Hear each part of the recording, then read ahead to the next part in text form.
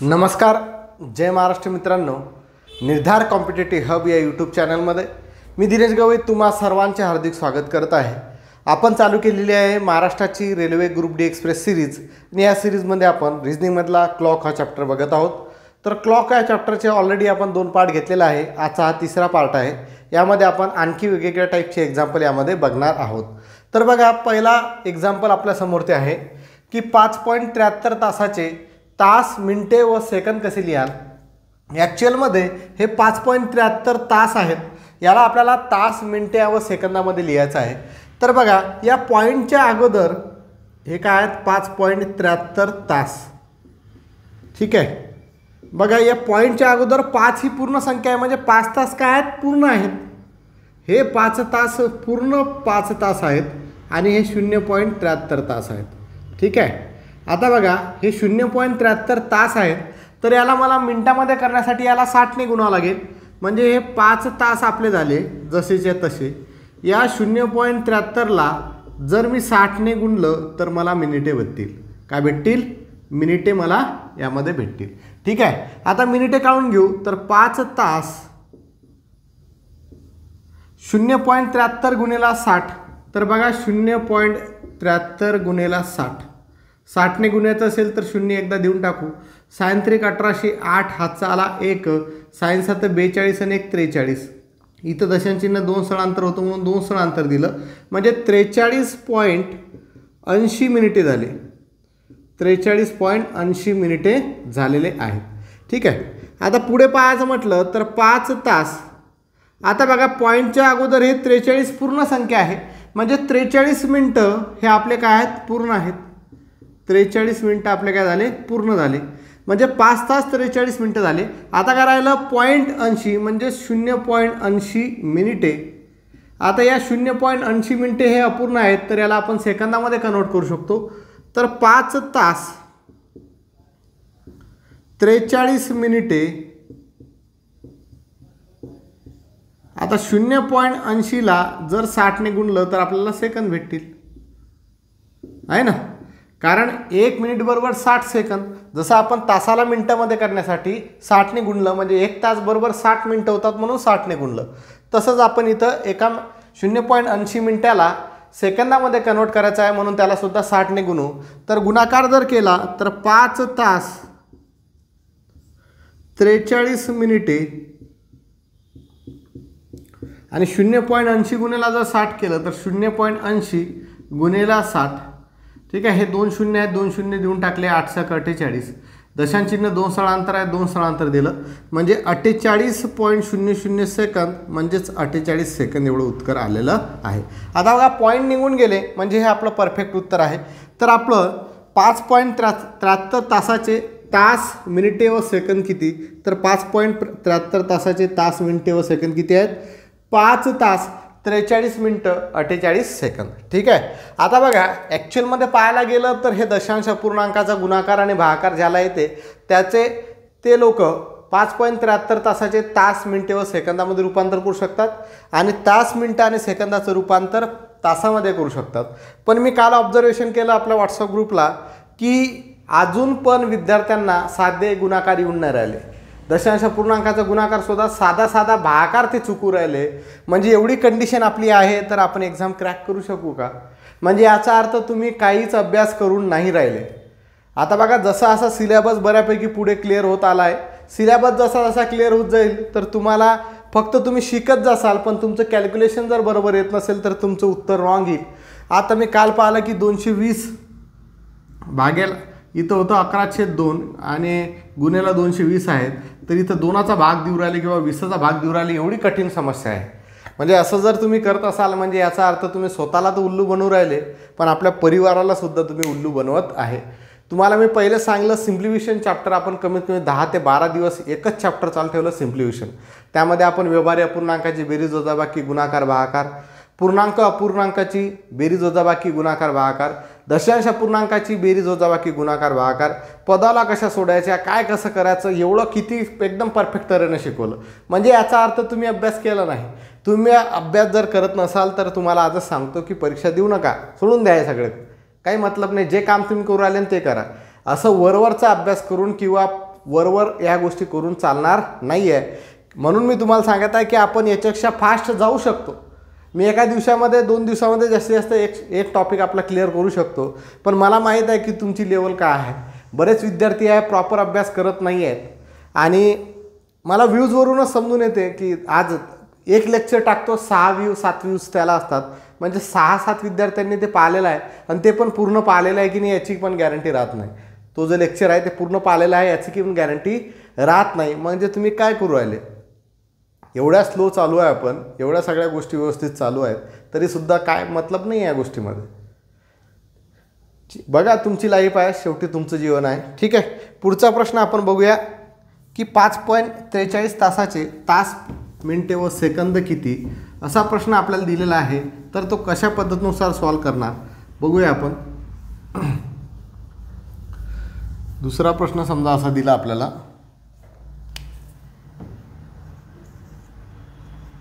5.43 तासाचे तास मिनिटे व सेकंद किती. परत 5.43 तास आहे त्याचा आपल्याला तास मिनिटे व सेकंद करायचं आहे. तर बघा 5.43 म्हणजे 5 ही पूर्ण संख्या आहे म्हणजे याला आपण लिहू शकतो 5 तास आणि 0.43 तास. ठीक आहे, अशा पद्धतीनुसार आहे.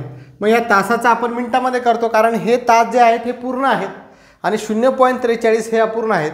म्हणजे याला जर मिनिटामध्ये करायचं असेल तासाला तर 60ने गुणावं लागेल. म्हणून मी काय करतो 5 तास 0.43 गुणिले 60 जर केलं तर हे काय झाले मिनिटे झाले.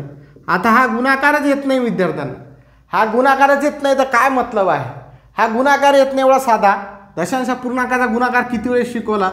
0.43 गुणिले 60 आहे, 60 आहे तर आपण 6 म्हणून हा 0 इथं जसा तसा देऊन टाकू. 6 1800 8 हातचा आला 1 6 24 आणि 1 25. इथं दशांशचिन्ह 2 स्थळांतर आहे म्हणून 2 स्थळांतर. म्हणजे याचं उत्तर किती आलं 5 तास 25.80 मिनिटे. ठीक आहे, आता बघा पॉईंटच्या अगोदर 25 आहेत म्हणजे 25 मिनटं पूर्ण आहेत. म्हणजे त्याला आपण लिहू शकतो 5 तास 25 मिनिटे. ठीक आहे, आणि 0.80 मिनिटे कारण हे अपूर्ण मिनिटे आहेत. आता या मिनिटाला आपण सेकंदामध्ये करू तर काय येईल 5 तास 25 मिनिटे आणि 0.80 गुणिले जर 60 केलं तर हे सेकंद होतील. आता इथं बघा 2 शून्य ऑलरेडी आहेत, हे 2 शून्य देऊन टाकले आणि 8चा आणि 6चा गुणाकार केला किती झाले 48. इथं दशांशचिन्ह 2 स्थळांतर आहे म्हणून 2 स्थळांतर द्यायला लागेल. म्हणजे याचं उत्तर किती येईल 48 सेकंद. म्हणजे 5 तास 25 मिनिटे 48 सेकंद हे आपलं उत्तर आलेलं आहे. 5 तास 25 मिनिटे 48 सेकंद हे आपलं उत्तर आलं झालं. बघा याच्यामध्ये नुसतं दशांश पूर्णांकाचा गुणाकार आहे. पुढेच आपण आता याचं रूपांतर याच्यामध्ये करायचं म्हटलं तर तिथं दशांश पूर्णांकाचा भागाकार आहे. जर तुम्हाला हे येत नाही तर सोडून काही मतलब नाही, कारण तुम्ही कॅल्क्युलेशन तुमच्या मनाने काही पण करू शकता. आता तुम्हाला जर असं म्हटलं तर इथं तुम्ही तुमच्या मनाने पण काही करू शकता, तुमचं काही सांगता येत नाही. कारण तुम्ही साधे साधे कॅल्क्युलेशन जर चुकू राहिले तर याचा अर्थ लय बेकार आहे. म्हणजे एवढी मेहनत किंवा या गोष्टी काही कामाच्या नाही राहिल्या. साधे साधे कॅल्क्युलेशन अरे काय. ठीक आहे, पुढचा एक प्रश्न तुम्ही सॉल्व करा. बघा तिसरं एक्झाम्पल मी देतो की 4.32 तासाचे तास मिनिटे व सेकंद किती याचं रूपांतर तुम्ही तास मिनिटा व सेकंदामध्ये करा. चौथा समजा मी म्हटलं की 8.43 तासाचे तास मिनिटे व सेकंद किती हे तुम्ही सॉल्व करा.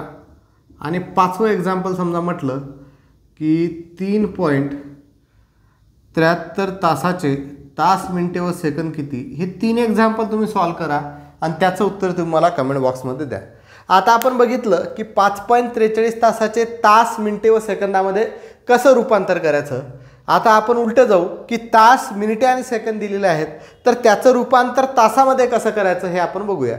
आता याच्यामध्ये आपण करताना गुणाकार करत गेलो, 60ने गुणत गेलो आणि त्याच्यामध्ये आपल्याला करताना काय करावं लागेल 60ने भागावं लागेल. म्हणजे हेच उदाहरण मी घेतो 5 तास 25 मिनिटे 48 सेकंदाचे तासामध्ये रूपांतर किती तर बघूया आपण कशा पद्धतीनुसार सॉल्व करता येते.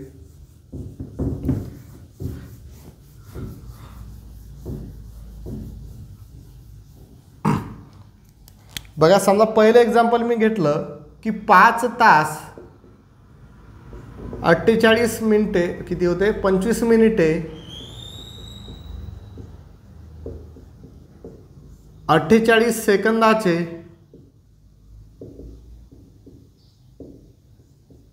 तासामध्ये रूपांतर किती किंवा तासात रूपांतर करा असं प्रश्न विचारला तर कशा पद्धतीनुसार सॉल्व करसाल.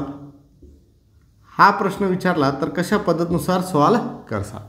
बघा, इथं 5 तास कंप्लीट आहेत, 25 मिनिटं कंप्लीट आहेत, 48 सेकंद कंप्लीट आहेत. पण त्यांनी काय म्हटलं, फक्त तासामध्ये रूपांतर करा. म्हणजे आपल्याला हे सेकंदाचं तासामध्ये कन्वर्ट करावं लागेल, मिनिटाला तासामध्ये कन्वर्ट करावं लागेल. तर आपण इकडून सुरुवात करू. तर बघा, 5 तास 25 मिनिटे हे 48 सेकंद आहेत. किती आहेत, 48 सेकंद. तर याला मी जर 60 ने भागलं तर हे काय होतील, मिनिटं होतील. कारण 1 मिनिट बरोबर 60 सेकंद होतात. मग मिनिटाचं रूपांतर सेकंदामध्ये करण्यासाठी मी 60 ने गुणलं. आता सेकंदाचं रूपांतर मला मिनिटामध्ये करायचं आहे, म्हणजे मला 60 ने भागावं लागेल. मग 48ला जर 60 ने भागलं तर मला काय भेटतील, त्याचे मिनिटे भेटतील. आता हे दोन रूपांतर मिनिटामध्ये झाले आणि परत मिनिटाचं रूपांतर आपण कशामध्ये करू, तासामध्ये करू. आता हा भागाकार तुम्हाला आला पाहिजे. 5 तास 25 मिनिटे, इथं सरळ सरळ लक्षात येते, 12 चौक 48, 12 पंच 60, 4/5 आले. 5 ने जर 4ला भागलं तर 5 0 0, 5 8 40, म्हणजे 0.8 मिनिटे आपल्याला भेटतात. आता 4 ने 5ला भागायचं आहे तर भागाकार कसा करतात, गरीब विद्यार्थ्यांनी लक्ष द्या. 4 ने जर 5ला भागायचं आहे म्हणजे हा भागाकार तुम्हाला येत नाही असं मी गृहीत धरतो, येतच नाही आहे तुम्हाला. 5 ने 4ला भाग जातो का, नाही जात. तर 5 ने 4ला भाग जात नाही तर 0चा भाग दिला, 4तून 0 गेले, 4 आले, 4 आता बाकी उरले. बाकी उरल्यामुळे इथं दशांश चिन्ह दिलं. दशांश चिन्ह दिलं त्यामुळे काय होतं की जिथं पण बाकी राहतात तिथं 1 0 येतो. आता हे 40 झाले. मग 5च्या पाळ्यामध्ये 40 कुठं येतात, तर 5चा पाळा म्हणा 40पर्यंत. 5 1 5, 5 2 10, 5 3 15, 5 4 20, 5 5 25, 5 30, 5 7 35, 5 8 40, 5 8 म्हणजे 8 वरती लिहिले, 8 40 होतात म्हणून 40 खाली लिहिले. याची वजाबाकी करायची. 0तून 0 गेले, 0 राहिले. 4तून 4 गेले, 0 राहिले. म्हणजे बाकी किती उरली, 0 उरली. म्हणजे याचा अर्थ पूर्ण भाग गेला. म्हणजे याचं उत्तर किती आलं, 0.8. मग उत्तर आलं 0.8 मिनिटे. ठीक आहे. आता हे 25 मिनिटे आणि 0.8 मिनिटे झाले. मग या दोघांची काय होईल रे, बेरीज होईल. बरोबर आहे, दोघांची काय होईल, बेरीज. म्हणजेच 25 मिनिटामध्ये जर 0.8 मिळवले तर किती बेरीज होईल, तोंडी करू शकतो मी, 25.8 मिनिटे. कारण 25 पूर्ण आहेत आणि 8 अपूर्ण आहेत, 0.8. मग येत नाही तर मग 25मध्ये पॉईंट नाही म्हणून पॉईंट देतो, 0 घेतो. दशांश चिन्ह एका खाली एक येतील अशा आपण संख्या लिहितो बेरीज करताना. मग 0 अधिक 8 8, दशांश चिन्हाशी दशांश चिन्ह, 5 अधिक 0 5 आणि 2शी 2. म्हणजे या दोघांची जर बेरीज केली तर मला उत्तर भेटते 25.8 मिनिटे. म्हणजे किती झाले आता, 5 तास 25.8 मिनिटे.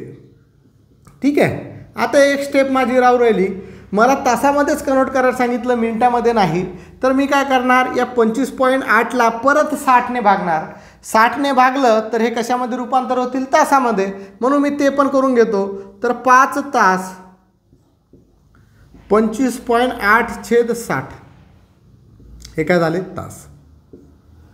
आता भागाकार करायचा आहे, इझी आहे.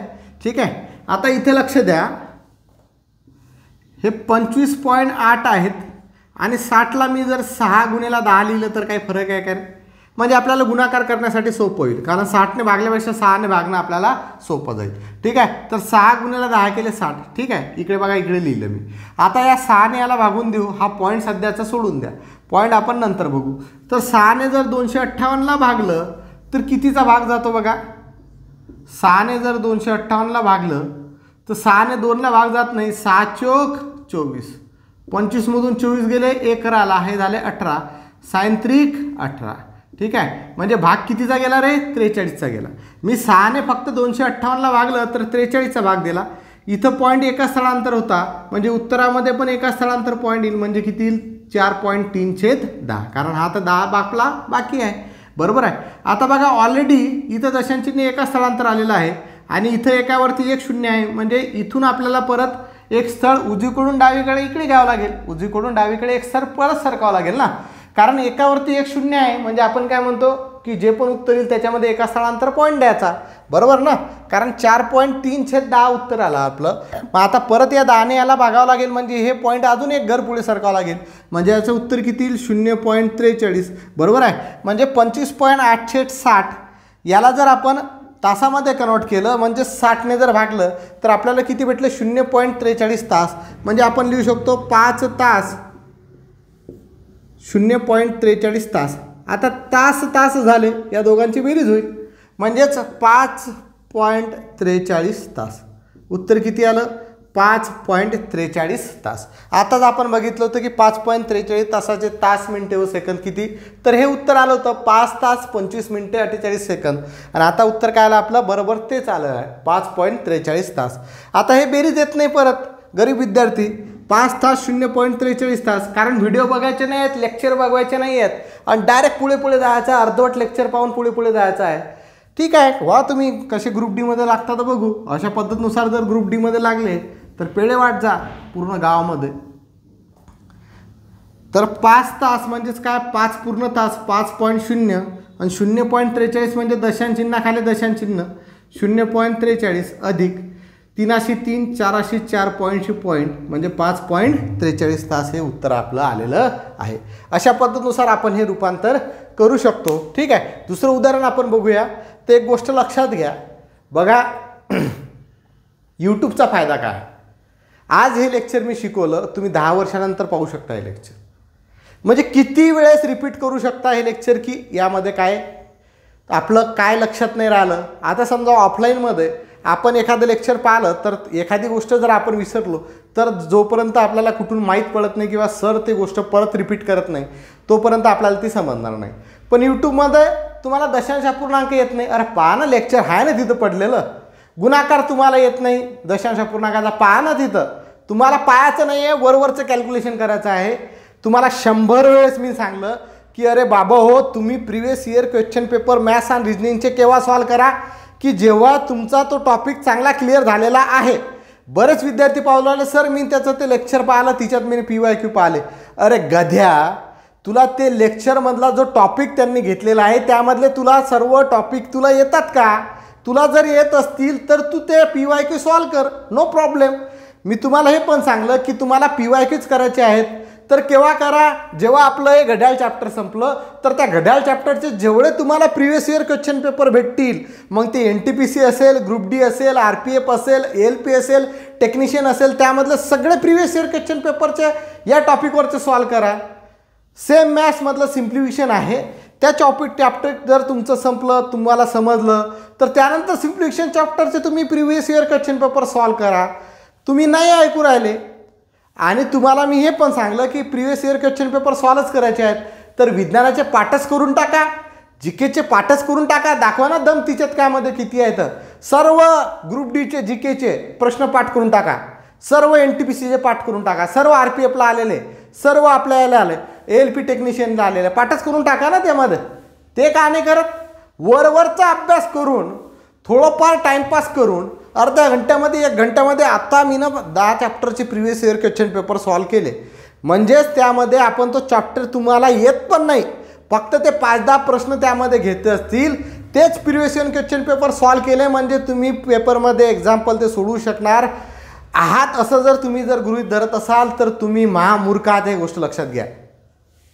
मी 100 वेळेस तुम्हाला सांगू राहिलो की जोपर्यंत तुम्हाला मॅथ्स आणि रिजनिंगचा तो चॅप्टर पूर्ण येत नाही तोपर्यंत त्याचे previous year question paper solve करून फायदा नाही. आणि मी पण तुम्हाला पाहिलं की जोपर्यंत आपण चॅप्टर घेत नाही तोपर्यंत त्याचे प्रिव्हियस इयर क्वेश्चन पेपर तुम्हाला मी सांगत नाही. आणि इथं पण आपण जसा जसा चॅप्टर होत राहतो त्याचे प्रिव्हियस इयर क्वेश्चन पेपर आपण मॅथ्स आणि रिजनिंगचे तुम्हाला मी डेट सहित लिहितो की या तारखेला हा प्रश्न आला होता, आपण घेतो. पण तुम्ही त्याच गोष्टी चालू राहिले.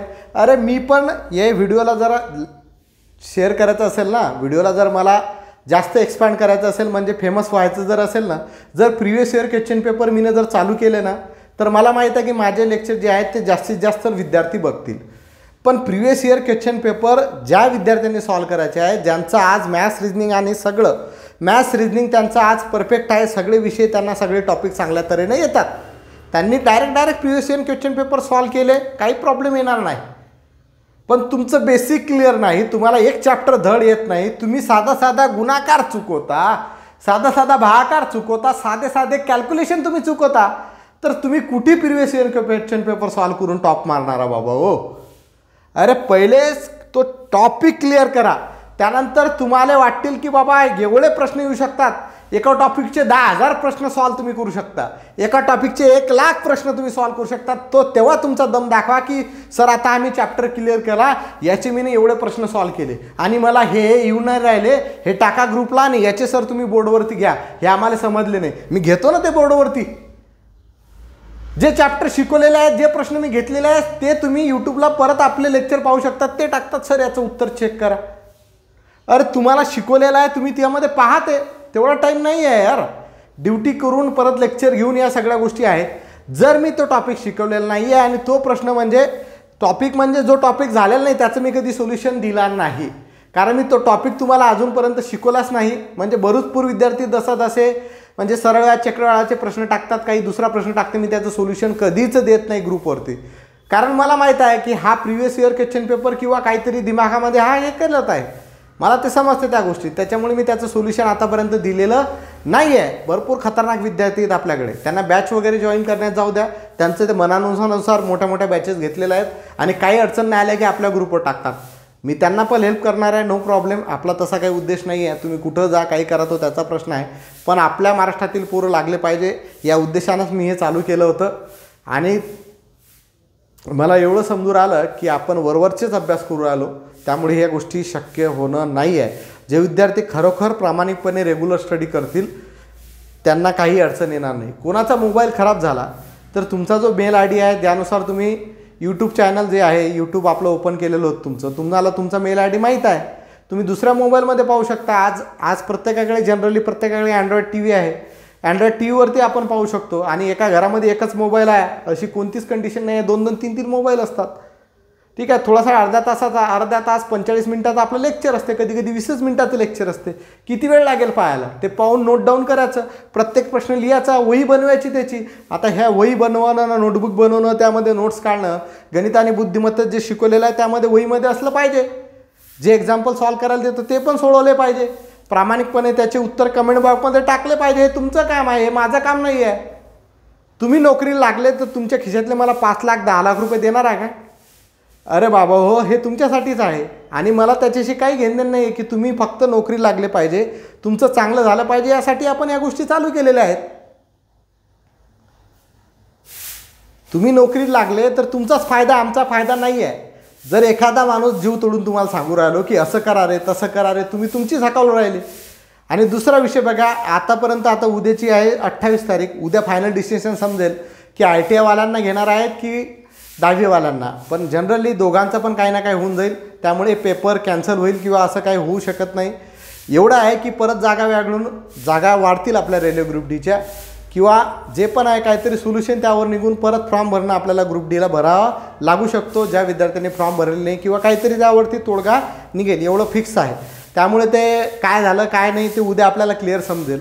आणि टायमिंग जो आहे रेल्वे ग्रुप डीचा, जशी NTPCची परीक्षा याच महिन्यात होती 20 तारखेपासून CBT2, तर तीसुद्धा लांबलेली आहे. म्हणजे तुमचा पेपर जुलैमध्ये किंवा ऑगस्टमध्येच राहील, एवढं मी तुम्हाला क्लिअर सांगतो. त्यामुळे टाईम व्यवस्थित आहे, टायमाचा काही इश्यू नाही आहे. तुम्ही हळूहळू कासवाच्या गतीने चाला, पण चाला. ससेसारखी एक दिवस तुम्ही उडी मारता आणि 10 दिवस तुम्ही थांबता, असं नाही चालणार. अरे हळूहळू चाला, एक स्टेप गाळा, काही फरक नाही पडणार. तुम्ही जर हा महिना मार्च महिना तुम्ही फक्त तुमचं बेसिक क्लिअर करण्यासाठी दिला असता तरी चाललं असतं. तरी परत तुम्हाला सांगतो की ज्यांचं बेसिक क्लिअर करत नाही आहे त्यांनी 15 दिवस फक्त बेसिकच क्लिअर करा, त्याच्या पुढे जाऊ नका. नंतर तुम्ही क्लिअर करा की टॉपिक आपले एक आता हा झाला, याला रिव्हिजन करा. अरे यूट्यूबला लेक्चर पडलेले आहेत, 10 वेळेस तुम्ही पाहू शकता, 50 वेळेस पाहू शकता, 10 लाख वेळेस पाहू शकता. काय प्रॉब्लेम आहे तुम्हाला पाहायला ते लेक्चर? परत पाहू शकता, काही प्रॉब्लेम नाही आहे ना त्या गोष्टीसाठी. की झालं आता हे लेक्चर झालेलं आपण परत पाहू नाही शकत, असा काही इश्यू आहे का? काही गोष्ट नाही आहे त्यामध्ये. अरे या गोष्टी करा, नाही तर काही खरं नाही बरोबर. आणि लक्षात घ्या, हा जर तुम्ही अभ्यास केला, जर तुम्ही पोलीस भरती देत असाल तर त्यामध्ये तुम्हाला पोलीस भरती मॅथ्स रिजनिंग जर याच्यामधून केलं तर पोलीस भरतीचे प्रश्न तुम्ही असे डोळ्यानं सॉल्व्ह करसाल. एवढी तुमची स्पीड वाढून जाईल आणि एवढं तुमचं कॅल्क्युलेशन स्पीड इझी होऊन जाईल. हे लक्षात घ्या. तुम्ही स्टाफ सिलेक्शनचे SSC GD देत असाल, आर्मीची एक्झाम देत असाल, अग्निवीर किंवा अग्निवीरचे, तर त्यामध्ये तुम्हाला हे कामा येणार आहे. तलाठी देसाल, ग्रामसेवक देसाल, आरोग्य विभाग भरती असेल, कुठलीही परीक्षा असेल, टेट असेल, त्यामध्ये सर्वांमध्ये तुम्हाला हे काम येईल. त्यामुळे असं नसते की तुम्हाला एक गोष्ट लक्षात घ्या, आयुष्यामध्ये तुम्ही 5 करोड कमावले संपत्ती तर मेल्यानंतर तुमच्याजवळ काहीच राहत नाही. आणि लक्षात घ्या, प्रत्येक गोष्टीमध्ये संपत्तीमध्ये वाटा पडतो, पण आपल्या बुद्धीमध्ये जे नॉलेज आहे त्यामध्ये कधी वाटा नाही पडत. जर तुम्ही आज चांगलं नॉलेज घेतलं असाल आणि जेणेकरून समजा सपोजमध्ये तुम्ही रेल्वे ग्रुप डीमध्ये लागले नाही, यावेळेस नाही झालं, तुमचं सिलेक्शन झालं नाही, तर तुम्ही जे नॉलेज घेतलेलं आहे ते वाया जाणार आहे का? वाया जाणार नाही. ते तुम्हाला आयुष्यामध्ये काम येईल. तुमच्या मुलांना तुम्ही देऊ शकता. आणि ठीक आहे, या ग्रुप डीमध्ये नाही लागलं तर सपोजमध्ये म्हणून राहिलं मी, समजा नाही लागलं, तुम्ही तसे प्रयत्न नाही केले, नाही लागले तर तुम्ही दुसरी परीक्षा देऊन पहा, त्यामध्ये पण तुमचं सिलेक्शन होऊ शकते. सिलेबस मॅथ्स रिजनिंग सर्वांना सारखाच आहे, विज्ञान प्रत्येकाला असते. आणि विज्ञान जगाच्या पातळीवर विज्ञान, गणित आणि बुद्धिमत्ता सेमच आहे. कोणत्याही जगात, अमेरिकेमध्ये जा, हेच विज्ञान आहे, हेच गणित आहे, हेच बुद्धिमत्ता आहे. ते चेंज होत नाही कुठं. इतिहास भूगोल चेंज होऊ शकते, कारण भारताचा इतिहास वेगळा आहे, अमेरिकेचा वेगळा आहे, जपानचा वेगळा आहे, सगळ्या गोष्टीचा वेगळा आहे. म्हणजे ह्या गोष्टी कधी चेंज होत नाही. तर तुम्हाला प्रत्येक विषयामध्ये, प्रत्येक जो पण कोणता फॉर्म भरसाल त्यामध्ये ह्या गोष्टी तुम्हाला कामा येतील. आता हे साध्या साध्या गोष्टी तुम्हाला समजतात. भरपूर विद्यार्थी असे आहेत की ते बंद पडलेल्या मशीना होत्या, आता ते चालू करू राहिले. चांगली गोष्ट आहे, तुम्ही तयारीला लागले माझे व्हिडिओ पाहून की नाही आता मला करायचंच आहे, मला व्हायचंच आहे. चांगली गोष्ट आहे, बेस्ट आहे. पण बेस्ट आहे तर त्याच्यासाठी करताना वरवर उड्या मारू नका. कासासारख्या एक उडी मारली 10 दिवस थांबले, 15 दिवस थांबले, असं नका करू. कंटिन्यूमध्ये करा, परत करा, रिपिटेशन करा, प्रॅक्टिस करा. प्रॅक्टिसशिवाय काहीच नाही आहे. ठीक आहे. आज या लेक्चरच्या मध्ये एवढं भाषण देण्याचं कारण असं आहे की मी पाहू राहिलो ग्रुपला, टेस्टमध्ये पण बघतो मी की साधे प्रश्न तुम्ही चुकवता. अरे जे चॅप्टर आपण घेतलेले आहेत त्याच विज्ञान विषयाचे मी तुम्हाला प्रश्न टाकतो आणि त्याचे तुम्ही साधे प्रश्न तुम्ही चुकवू राहिले, याचा अर्थ तुम्ही अभ्यास करूच नाही राहिले, वरवरचा तुम्ही अभ्यास करू राहिले. तुम्हाला ऑप्शन दिलेले आहेत आणि जेवढे चॅप्टर आपण एवढ्या स्लोनं घेतलं आहे आतापर्यंत, भौतिकशास्त्र आपले 6-7 चॅप्टर आपल्या आतापर्यंत संपले. आपल्याला प्रकाश चालू करायचा आहे, आज आपण प्रकाश वगैरे चॅप्टर चालू करू. तर 5 चॅप्टर आपले बाकी आहेत. 7 चॅप्टर एवढ्या स्लोमध्ये घेतले की आतापर्यंत आपलं रसायनशास्त्र पण झालं असतं, पण एवढ्या स्लोमध्ये घेतलं. सगळ्या गोष्टी व्यवस्थित आहेत. दररोज आपलं कमीत कमी 30 किंवा 45 मिनिटाचं एक लेक्चर असते आणि कधी 20 मिनिटाचं लेक्चर असते. किती वेळ लागते रे बघायला, त्याच्या नोट्स काढायला. विज्ञानाच्या मी नोट्स तर तुम्हाला प्रोव्हाइड करू राहिलो आणि नाही समजा नोट्स दिल्या, सपोज तुम्हाला नोट्स द्यायला 1 दिवस वेळ झाला तर तुम्ही त्या गोष्टी लिहू नाही शकत का? लिहू पण शकतात, पण तुम्हाला काही करायचंच नाही आहे. ह्या गोष्टी नका करू. प्रत्येक वेळेस तेच गोष्ट नाही आहे, तेवढा वेळ नाही आहे आपल्याजवळ. वेळ आहे तेवढा, पण मग त्याच गोष्टी परत रिपीट करा. मग तुम्हाला असं वाटेल की सर आपल्याला लयच जास्त बोलू राहिले, या गोष्टी करू राहिले. असं नाही आहे.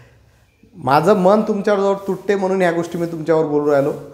कारण जो विद्यार्थी किंवा जो माणूस त्या क्षेत्रातून गेलेला असतो त्याला माहीत आहे की माणसाचा 1 दिवस गेला, 1 मिनिट जरी वाया व्यर्थ जर गेला तर काय गोष्टी होऊ शकतात, काय आयुष्यामध्ये काय घडू शकते. 5 मार्काने जेव्हा मेरिट लिस्ट चालली जाते तेव्हा आपल्याला समजते की काय चुकी केली होती आपण. पूर्ण वर्ष 2-4 वर्ष तोपर्यंत आपली भरती निघत नाही, काय होत नाही, पूर्ण आपलं एज बार होऊन जाते. अशा गोष्टी होऊन जातात.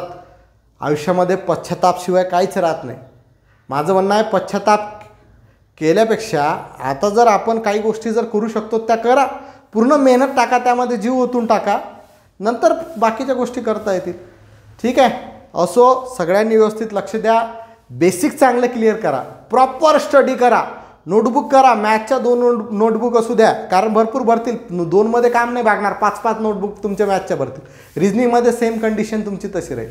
प्रॅक्टिस करत असाल तर, नाही तर 1 पण भरणार नाही, काही इश्यू नाही. मग तुम्ही 100 पानाची पण एक लहान वही आणली ना पोरासारखी 5वीतली, तरी ती भरणार नाही जर प्रॅक्टिस करायची नसेल. असं पाहू जर उदाहरणं सॉल्व करत असाल तर तुम्ही मेरिटमध्ये असाल, माहीत आहे मला. फक्त असं पाहिलं सर नाही शिकवलं, हो समजलं, पण कॅल्क्युलेशन करत नसाल तर तुमचं कॅल्क्युलेशन चुकणार आहे. मी स्टॅम्प पेपरवर लिहून देतो. तुम्ही कॅल्क्युलेशन करता करता हे कॅल्क्युलेशन तुम्ही तोंडी करू शकता. ती स्पीड तेव्हा वाढते, डायरेक्ट नाही वाढणार स्पीड. कोणत्याही गोष्टीला वेळ टाईम द्यावा लागतो, असं कोणतीही गोष्ट होत नाही आहे. ठीक आहे, दुसरा प्रश्न आपण बघूया की आपल्याला विचारलं होतं, समजा 4 तास 19 मिनिटे 12 सेकंद याचे तासामध्ये रूपांतर करा असं जर आपल्याला विचारलं तर ते कोणत्या पद्धतीनुसार सॉल्व करसाल. तर आपण बघूया. 4 तास 19 मिनिटे आणि 12 सेकंद यांचे तासात रूपांतर करा असं तुम्हाला विचारलं.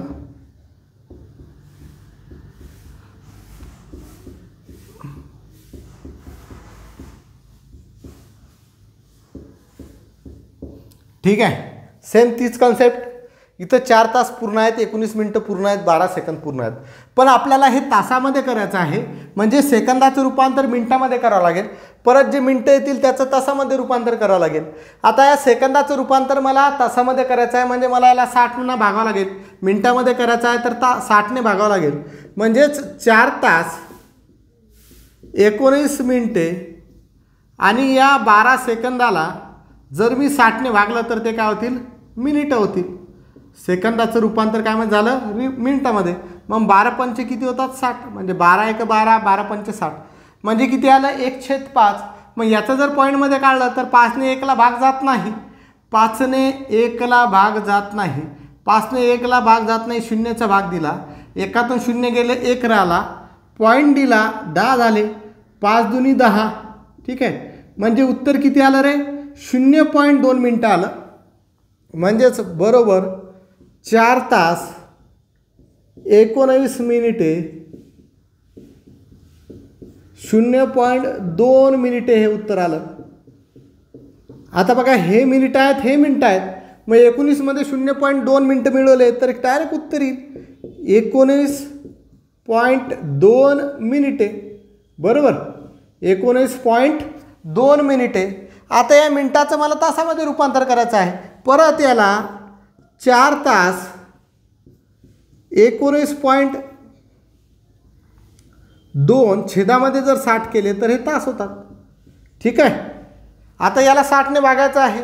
सेम पॉईंट काढून टाकू. 192ला मी तुम्हाला आता सांगितलं या 60ला 19.2 भाग्याला 60 आहेत. तर मी काय करतो, 19.2 6 गुणिले 10 करतो. 6 गुणिले 10 म्हणजे 60 होतात. तुम्ही 60ने भागलं तरी उत्तर येईल, पण सोपं होईल म्हणून मी 60 न करता 6ने केलं. तर 6ने जर याला भागलं तर sin 3 18, sin 2 12, 3.2 उत्तर येते. आता 3.2/10 उत्तर आलं. बरोबर आहे, 3.2/10. कारण पॉईंट इथे एका घरानंतर होता म्हणून इथे एका घरानंतर दिला. म्हणजे वरती 3.2 खाली 10 आहेत. आता परत एकावरती एक शून्य आहे, म्हणजे दशांश चिन्ह एक स्थळांतर द्यावं लागेल. पण ऑलरेडी इथं दशांश चिन्ह आलेलं आहे, तर या स्थळापासून एक घर पुढे जा. म्हणजे या स्थळापासून एक घर जर पुढे गेलं तर उत्तर काय येईल, 0.32. म्हणजेच हे 19.2/60 तास जर केले तर हे किती होतात, 4 तास 0.32 तास. आणि आपल्याला तासामध्येच रूपांतर पाहिजे, म्हणजे या दोघांची बेरीज होईल. म्हणजे याचं उत्तर लिहू शकतो आपण 4.32 तास. हे झालं आपलं उत्तर. हे ऑप्शनमध्ये तुम्हाला दिसेल. याच्या मी हे स्टेप घालू शकतो. 2 स्टेपमध्ये आन्सर येते, पण तुम्हाला समजण्यासाठी हे मोठं मी लिहित आहे. ठीक आहे, ॲक्च्युअलमध्ये हे 2 स्टेपचं उत्तर आहे. डायरेक्ट हे उदाहरण सॉल्व केलं, ॲड करून डायरेक्ट ही स्टेप आली, म्हणजे 2 स्टेपमध्ये तुमचं हे उत्तर निघायला पाहिजे. पण मला माहीत आहे की तुम्हाला काहीच समजून नाही राहिलं, वरवरच्या उड्या मारणं चालू आहेत, म्हणून आपल्याला आता पूर्णच पाहावं लागेल.